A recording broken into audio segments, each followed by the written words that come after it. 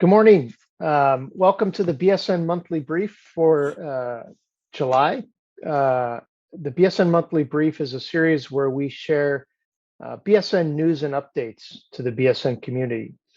So we're looking forward to all of you getting an update on some of the latest information from the BSN. I'm Tim Bailey with Red Date Technologies in Hong Kong, and we also have our CEO, Yifan on as well.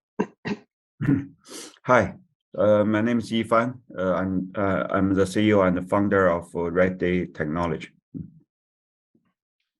So the first agenda item today is we want to talk about, share some of the recent news about the BSN in the mainstream press.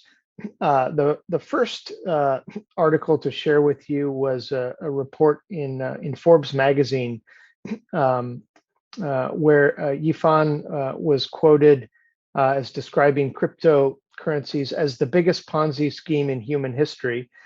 But he, somewhat of a controversial comment, but he joins esteemed global executives like Bill Gates and Warren Buffett in making this claim. So he's in good company. That was in Forbes Magazine.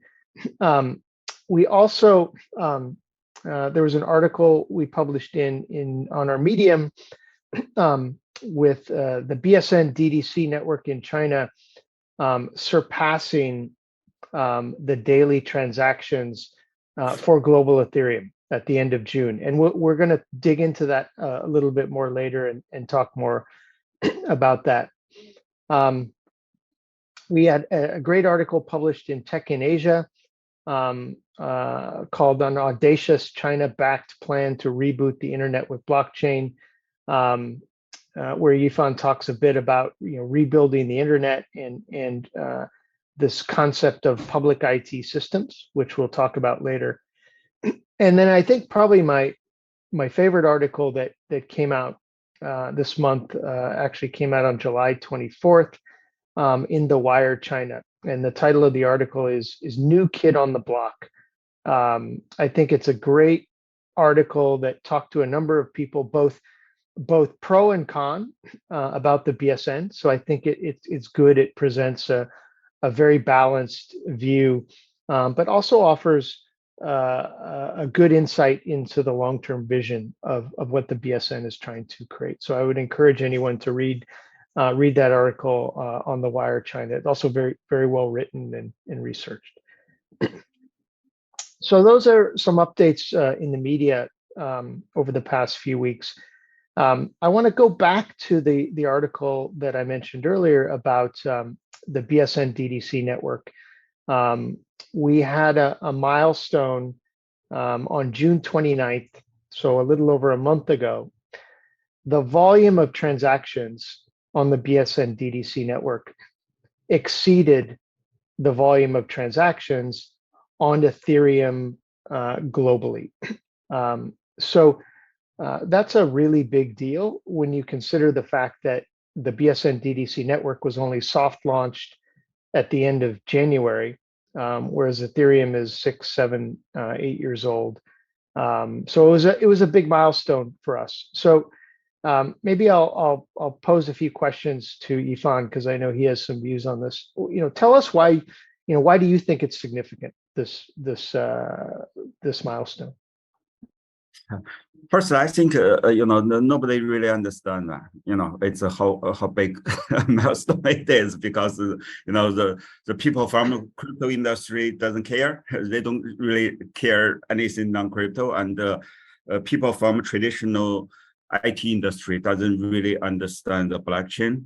So it's really something very few people understand. So the Venn diagram of those two circles would be the overlap would be very narrow, you're saying? Yeah, very narrow. It's like people working in the traditional IT industry and begin to explore how to leverage blockchain as a part of traditional IT process.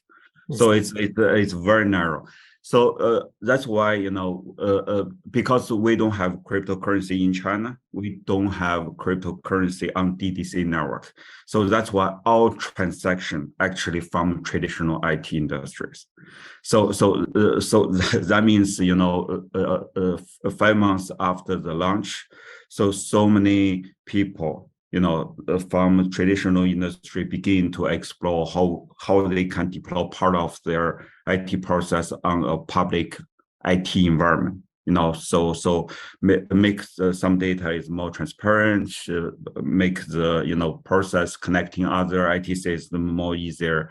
So people begin to explore that. Of course, it's why so many transactions. 70% is still NFT related.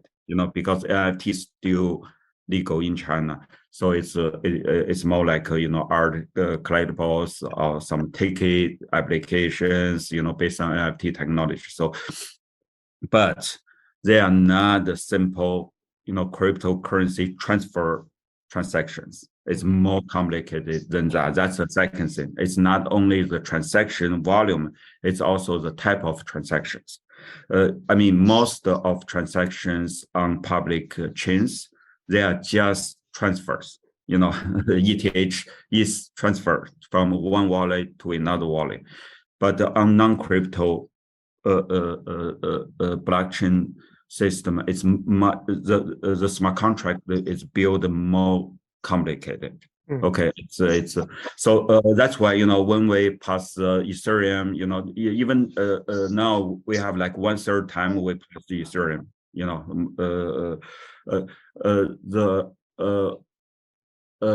The open permission chain called called the Wenchang chain based on Cosmos, it crashed.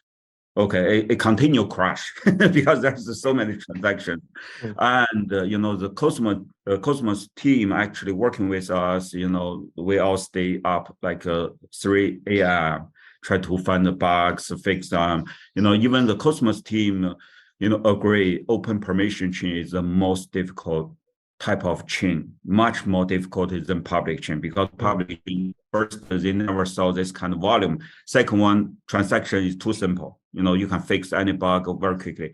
But here it's, why the virtual machine, went down, because, a bunch of reasons, because the smart contract run, some type of transaction and consume too much memory or CPU power. It's just crazy. So, in past actually 1 month, we actually fixed a lot since on Cosmos codes. They actually, we helped make Cosmos even better. So that's why, it's really, really important. It's really, which means in China alone, people from traditional IT system, begin to test blockchain technology in a public network. Just for 5 months, there's so many transactions, more than Ethereum. So just imagine, after we launch something globally like a Spartan Network, I think Spartan Network probably will went down in 2 weeks because it's so cheap. Everybody can, plug in, spend like $2 each day and fully test the network, deploy all kind of application. People even can create their own crypto with almost no gas fee, and offer a layer 2 cryptocurrencies. So Yifan, you talked about the volume of traffic in on the network, and you talked about 70% of it was NFT or DDC related. What are the other types of applications, do you think, that in use cases that people are using on BSN-DDC network? There's many. Because for some major customer, I even go talk to them, teach them how to use the things. What I can say, for example, the trade financing. So they basically build the smart contract to collect the supply chain data, for their clients, and also offer that data to be transparent to banking system. So some bank can connect to the same smart contract verify all the supply chain data and their sales numbers, for a certain company, and as part of the process to give loans, small business loans. So remember, because it's a smart contract, it records every single day's data. So it's really hard, and a link back to their suppliers, some of their customers, so, and it's really hard for people fake data, every single day, and make that consistent, and because it's a set of smart contract on, a DDC, more like a public IT system. So the different banks can connect to the same set of data. So it's still very early stage. But that smart contract, the data is growing. The more data it has, it will, attract more banks to use the service. And in some cases, the bank even contributes some data. So that's why, all different, IT system can link together. It's not through someone's backend system. It's a public smart contract on a public IT system, so everybody can connect, everybody can contribute data, and it grows.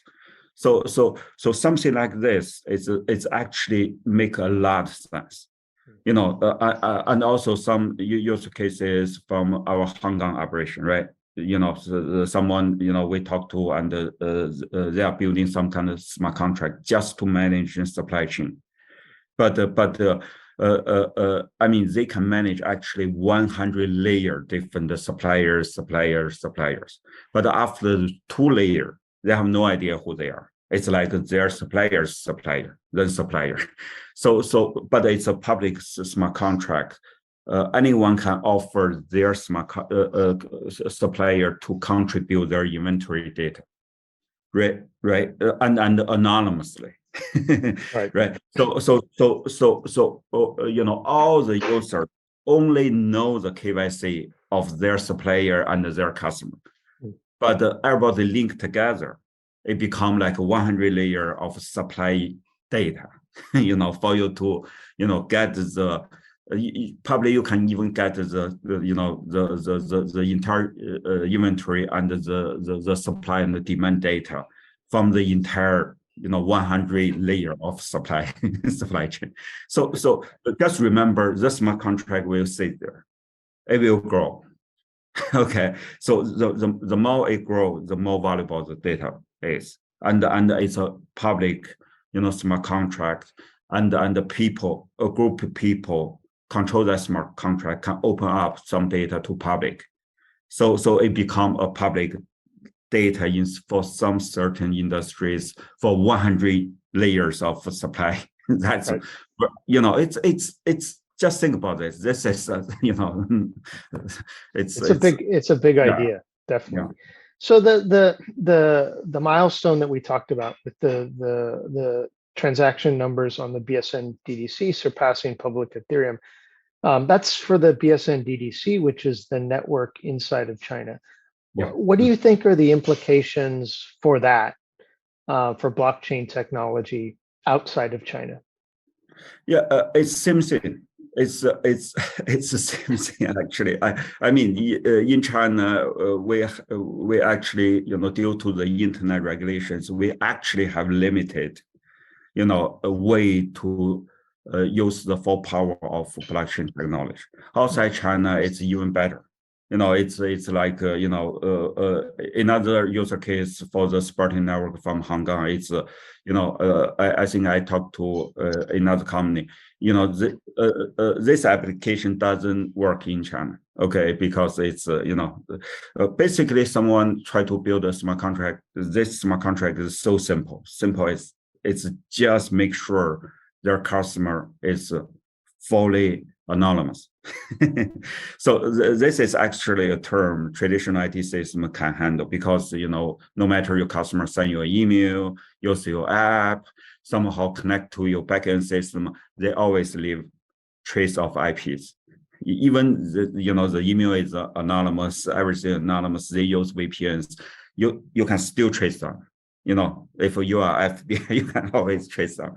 But someone the whole idea for fully anonymous is basically set up a smart contract. When they submit something to your website or send you a message, it goes to encrypted with the user's own key and the receiver's key, right? Then goes to a smart contract. This smart contract actually, could be controlled by no one. And this smart contract doesn't record anything. The IP addresses, the type of browser you are using, the email clients you are using, just kills all the information. Then the receiver retrieve this email or data or file from this smart contract with their key, to decrypt it and say the content. And basically, they have no idea who sent it. And there's no way you can even trace them. That's why we can do that, because the smart contract sits on a public IT system, doesn't control by anyone. So which means it become a firewall, to basically, right now, for any traditional IT system, they cannot do that. They always leave some kind of trace. Right. So simple as that.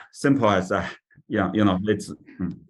But I think the attractiveness of or the uptake and the interest that we're seeing in China of public chain technologies that don't include cryptocurrencies, in many ways, I think you would say is a proxy for what the interest that we could see outside of China, right? For traditional businesses that will get value from public chain technologies, but don't want to be involved in cryptocurrencies. Yes. Last month when I was in Hong Kong, did the speech, say, we are going to launch non-crypto, public chains. After, during the break, there's, at least I think 3 to 5 people come to me say, that's the idea. It's definitely one guy actually is a lawyer from England. It's basically come to me. I actually published some articles say the cryptocurrency actually kills blockchain technology. Thank you for the speech. I say yes, thank you. Finally, met a guy who have the same idea. So even for BSN, I always say people always ask why you guys even build BSN. Basically just one sentence is bring the blockchain technology to non-crypto IT work. So that's it. So because we actually believe in the blockchain technology, even public chain technology, I think more than any crypto people. Okay, more than any of them, because we are not trying to make some quick money out of a technology. We try to push this and benefit everybody. I don't think most people don't understand it. Good. So Yifan, the interview you did with Tech in Asia that we mentioned earlier, you mentioned in that the potential for public IT systems. Maybe, and you've touched on it a little bit, but maybe you can give, what's your definition of a public IT system, and how would you explain it to, someone who is not an IT expert? It's really hard. It's really hard to even explain to some IT experts. Public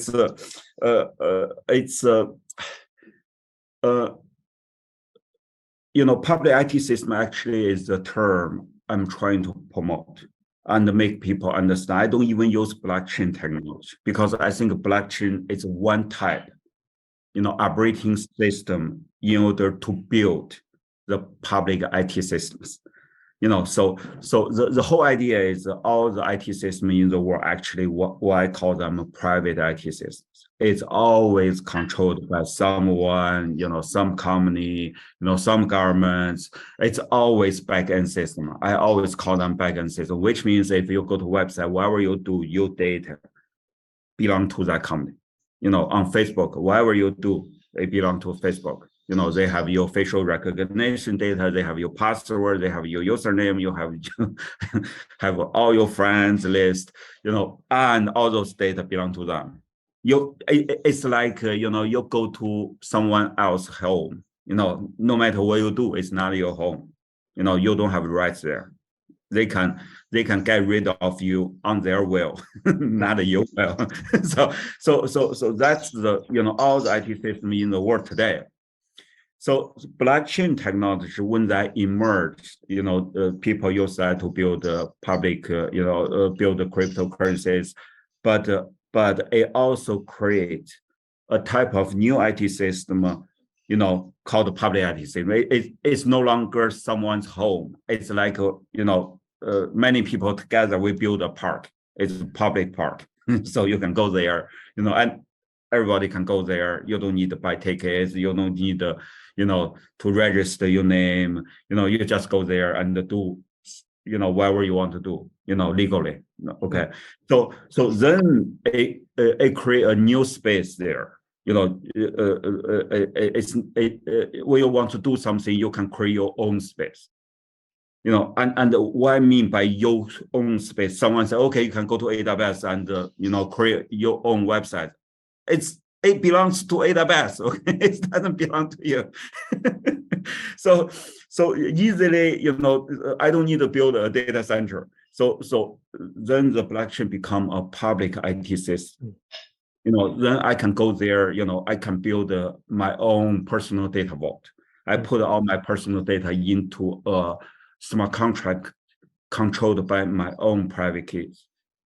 Then, you know, in 10 years, Facebook needs to change their way to manage, you know, people. You know, when I log in, they no longer check their own database. They actually go to the public environment to check, to knock on my door, my home, not their home. Okay, my home, knock on my door. Can I verify your ID? I say yes. Okay, then that's how I will log into Facebook in 10 years. So you know, if the law doesn't require, you know, KYC, then I can just use their services anonymously. So that's the whole idea. How you achieve that?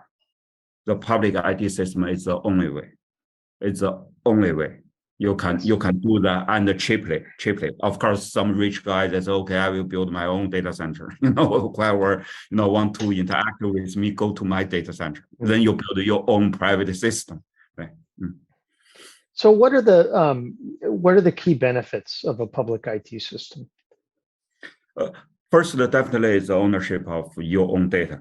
Okay, that's I think that alone will change the entire IT architecture, you know, existing IT architecture. Second one, actually, think about that as a park, you know, public, you know, of course, in the whole world, you know, physical park is not really public domain, it's controlled by the government. So it's, but think about that as a public area. So what benefits it also brings? It's transparency is definitely the one. You know, if you do something at home, only you can say that, right? But if you go to a public space, you do something, everybody can watch and verify, say, okay, you did that. We all have records, right? So that's why transparency is another major key. And there's so many transactions, you know, it's not even supposed to exist in the private system. You know, it belongs to a public environment to make that transparent. For example, all the lottery systems. You know, how can you even run a fair lottery in a backend system? You know, it's like what I mean. Some people say, oh, you know, for the lottery, they show us the box and the small balls on TV. It's still back-end system. There's a screen in front of you. Okay, they can cut anything, you know, in the back-end. But just think about that when they select, when you buy a lottery ticket, it's from a public IT system, and you can verify through third-party channel that ticket belongs to you. You know, if it's a backend system, you couldn't even verify that ticket belongs to you. You pay $1 and that ticket goes to someone's uncle. You know, and when the randomly generated winner, they check their uncle's ID or phone number, then select the number. So you have no idea knows. But the thing about that, put all the lottery into the public access, you order the ticket, and when under the winner selecting process will be done by an open source smart contract. Everybody know how that works. Right. Fair, square. So lottery and government, another thing belong to the public IT system is government public data. It's very interesting when I talk to some public, government official. I say public IT system. They say our IT system, our public IT system. I say no, you are private system controlled by government. Then no, we are public. I say no, you are private. I ask them a question: if you consider the public government's public data, which is actually in many countries required by law, right? Make that public. Can you still modify them? And nobody knows. Can you do that? Of course they can do that. As long as you can modify, delay anything, and nobody knows, then it's a private system. It's still at your home. It's controlled by the government. Put it into a public IT system, make that truly public. If you delay something, everybody knows. Then it's a public system. So it's, in past like 1 year, I argue with people all the time. So that, but the whole concept, I think many people from traditional world is really quickly can understand this. But just imagine, it's a person I believe in 10 years, 20% of all the existing data will move to a public environment. It's not BSN, it's some kind of blockchain, some kind of new operating system, to just serve this kind of public IT system. There will be cloud services, there will be database technology. For the public IT system, there's no way you can install Oracle into that. So we need more, complicated database technology to handle this kind of public data, not controlled by anyone. It's very complicated. Yep. Good. Well, so Yifan, we're going to move on to section 2 of the monthly update. So we have our quarterly release coming up at the end of August, and I wanted to provide just a short update on some of the key updates that we'll be having in that. First is on the BSN International official website. We're going to make a few changes. One is we're going to optimize the BSN International portal based on Enterprise BSN in order to improve the user experience. There are a number of bugs that we fixed in the BSN DID services to make the security even stronger. And then we're going to integrate more public chains. On the BSN-DDC network, we're going to improve the underlying performance of the Wenchang chain. And earlier, Yifan, you mentioned some of the early issues there, which we'll talk about later, will be addressed by those enhancements. Probably one of the most important things will be the launch of the BSN Spartan Network, which will be at the end of August. The beta launch will launch as part of that, the BSN Spartan Network portal. We will release 2 non-crypto public chains and the SDKs for those, which are a non-crypto Ethereum and a non-crypto Cosmos. As part of the launch of the network, we're going to embed a governance model in that network to ensure that there's proper decentralization and co-governance of the BSN Spartan network. And we will also implement an incentive mechanism which will rebate the utility tokens or the non-tradable tokens based on the traffic consumed in a user's or an operator's virtual data center on the BSN Spartan network. And obviously that's a little bit complex, but we'll talk a little. We're making it sound simple. We'll talk a little bit more about that later. So Yifan, that's a summary of the key updates. Getting into immediately in the BSN Spartan network, how would organizations be able to actually use the BSN Spartan network after the launch? Okay. First, I want to go back to the DDC network in China. So one thing actually a major update by end of this month, it's something we couldn't even describe. It's actually repackaged the SDK, change them to API services. So when people connect to the network, it's much easier because we realize one thing is, because right now there's no crypto, project on DDC network, right? So 90% of the developers or tech companies, they actually are traditional developers, traditional IT developers. They usually just access Oracle and MySQL, use SQL language so when they access the DDC network, we realized, the chains API actually too complicated for them. Because people, first time they still use them as a traditional database. So we can see a lot of very awkward process. So and everybody complains in our support group. Everybody complains. We don't know what this means. So this is the facts for early technology.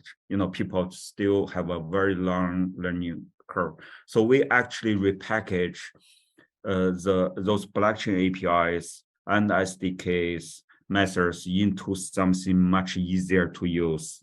They can just call API and finish a very complicated process on chain. So we actually repackage everything. This why I want to emphasize this, because this is it's think about who will use like DDC network and the Spartan network. It's not the cryptocurrency people who understand, but it's traditional IT. So right. We actually will also deploy some of the services, the APIs also on Spartan network, to make the traditional IT developers much easier to, get their hands on and testing that. So for Spartan network right now, it's we will have a official website, but because let me emphasize, Spartan network, we launched that in open source, as an open source project. So the Spartan network is 100% open source. So you don't need to access any of our websites. Okay, you just go to GitHub, download. Of course, you need to go to our website to know the link to the GitHub. Then go to GitHub, download the whole thing, download the whole code, and we even encourage you, to do a review, code review, if of course if you have the time and everything, fully test that. Then combine the whole thing and install locally, become a local services. Then you can choose to install any nodes of the 3 non-crypto public chains.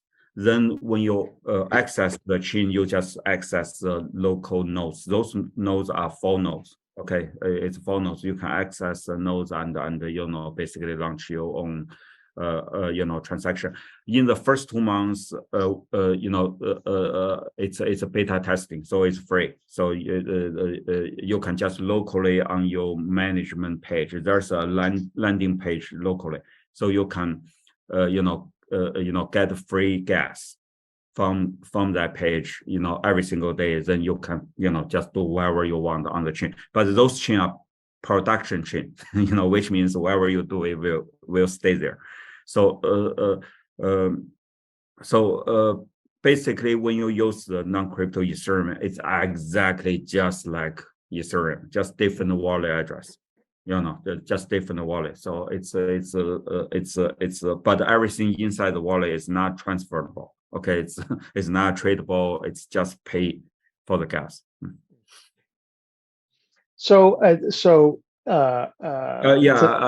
Also, we want to make this fully, anonymous, which means you can use USDC to pay for the gas.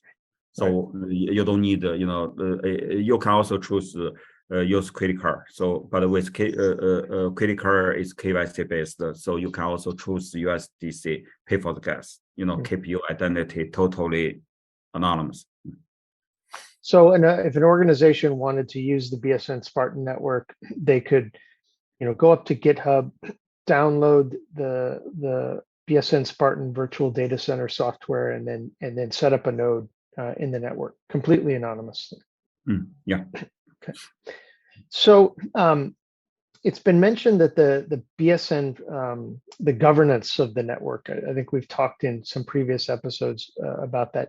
Could you talk a little bit more about the governance of the network? And sometimes, this brings up the question of, is the Chinese government involved as a member of the governance of the network? How does that all work? Could you give us a high-level view of the governance for that network? Okay. First, the whole Spartan network is open source. So if you worry about, and they are public chains. So it's very easy to do a code review. Just download the, traditional Ethereum. Okay, now we begin to call Ethereum traditional Ethereum codes and non-crypto Ethereum codes, and just compare them. And that should do the code review very quickly to say what is changed. Actually, we changed, not a lot, a little bit.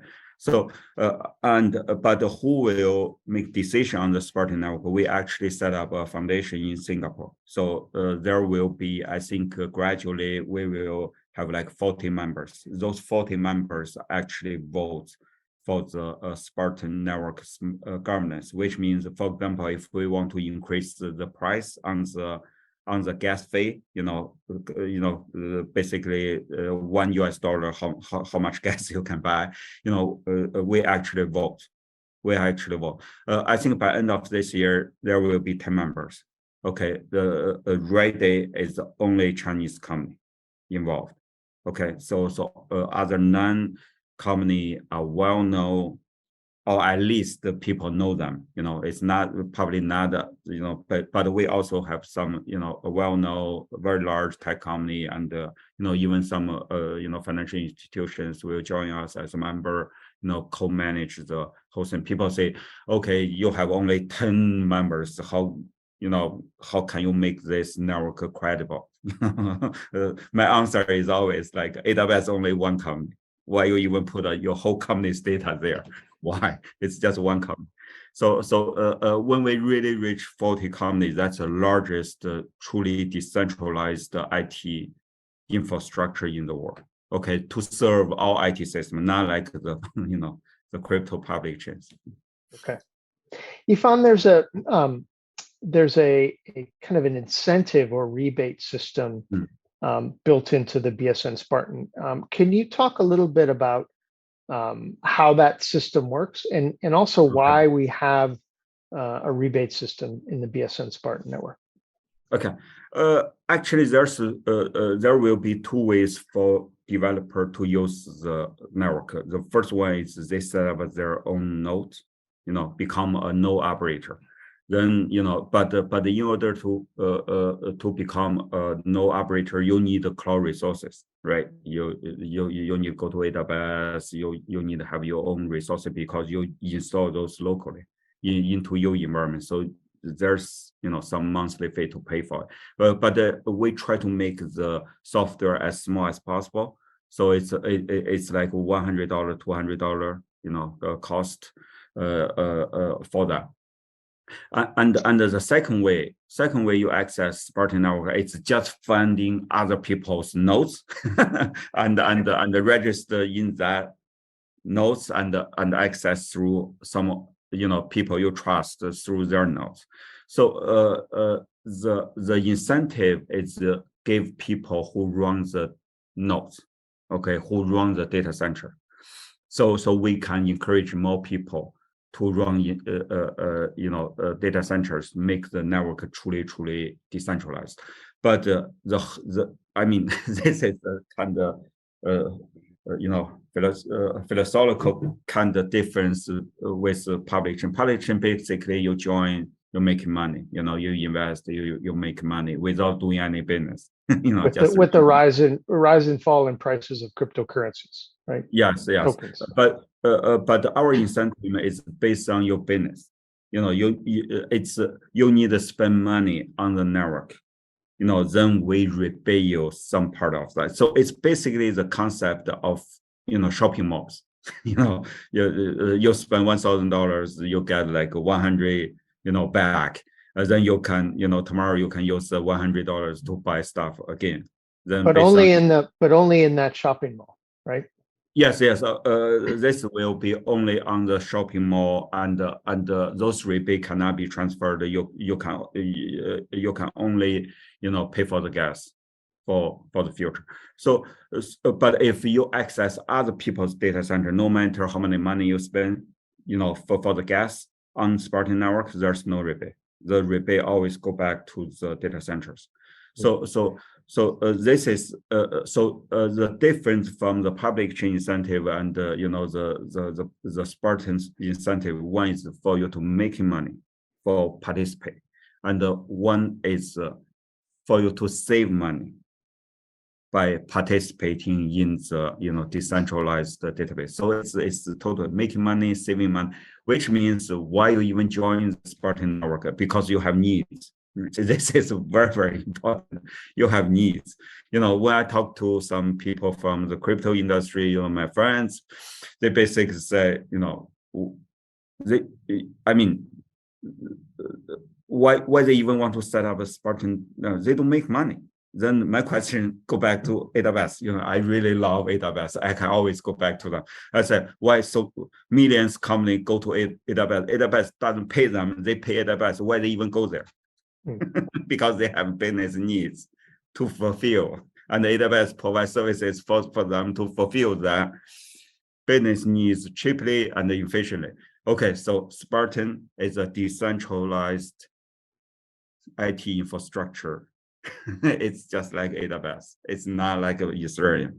So it's just different concept. So the reward. So essentially, if I put it in other words, the reward is based on actual usage of the network, right? Yeah. So if you have business needs to use the network and you use it, you're rewarded with NTT, non-tradable tokens, that you can then go back and use for future business needs. Yes. It's like you go to AWS, you spend $1,000. AWS say, okay, next month, the first day we give you 100 back. The same concept. But the 100 you can only spend on AWS. You can't take out the 100 and buy a car or something like that. Yeah. You can. So it's basically the same logic, very simple business logic. Okay, good. So Yifan, we have a couple questions that I want to answer, and I would encourage the audience to please send in your questions. First question is, how do you see in the future crypto people? Do you think that they could, believe in or understand non-crypto chains, or do you think that that they're never going to believe it? First, for the cryptocurrency people, 70% of my friends, it's crypto people. So let's not call them crypto people. It's sounds bad. It's crypto friends. For the crypto friends, I think there's two categories. One is the technical background, who actually build crypto as an application. Second one is crypto users. They don't understand IT system. They just want to go to exchange, trade the crypto. So for the second category, it's not really they understand or not. They just understand applications. So if one day they will use non-crypto publishing through some kind of messaging app, social media app, something they have no idea they're actually using non-crypto chains, and they don't care. As long as there's, the applications fit their needs, they will use. It's just so I don't think that, they trade in crypto and they don't drive cars, they still drive cars, and they pay tax. Okay, but the second category is a technical people. It's truly believe in public chain technically. Those people, it's hard to convince. Okay, because they think if you don't have crypto, then it's really hard. It's easy for people to attack. So we have ways, but the way we set up, they say, oh, it's no longer pure public chains. It's for them. I think it will take a while, but if they continue to working on traditional public chains, it limited them. The projects they can work on is always crypto related. Right. So I think it really depends on the crypto industry. If it's going up, then they are happy. But I personally really think the crypto industry will become a very small industry in the future. Okay, especially when there's more and more regulations, and there's more and more, the stablecoin regulated stablecoins, central bank digital currency. The whole market will squeeze. Smaller and smaller.